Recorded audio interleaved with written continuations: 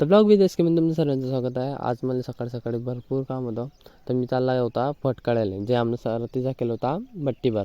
तर पप्पा म्हणत की पहिले तो फट काढी घेऊन. त्याच्यामध्ये मी फट काढायला गेला तवशीतं कांदा हा काकाही गेला म्हणे, मला गाडी भरू लाग म्हणे, चाल म्हणे. आता मी काय काय आता धंद्यावाला माणूस होता, करणं तर पडेल. आता गाडी भरू लागली त्याले, पण त्याने इथली घाणगडी ढवली की मग गाण मारी घेतली बाई. ते घाण आवरताच मला घेतल्यानं काय वाजे गेले.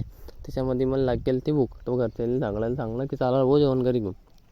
तर मी आणि माझ्या घरचे सगळे चालले गेले जेवण करायला. जेवण तेवढ्यात पप्पा मला एखादून काम सांगितलं, ते होतं की म्हणजे रिज्जक आणि चूर कालवा करीसन त्याच्यामध्ये पाणी टाकणं होतं. आता ते करायला मी चालला गेला कोयशाचो. आता पावडं घेतलं आणि एक बादली घेतली आणि त्याच्यामध्ये पाणी घेण्यासाठी मला जाणं होतं बाहेर.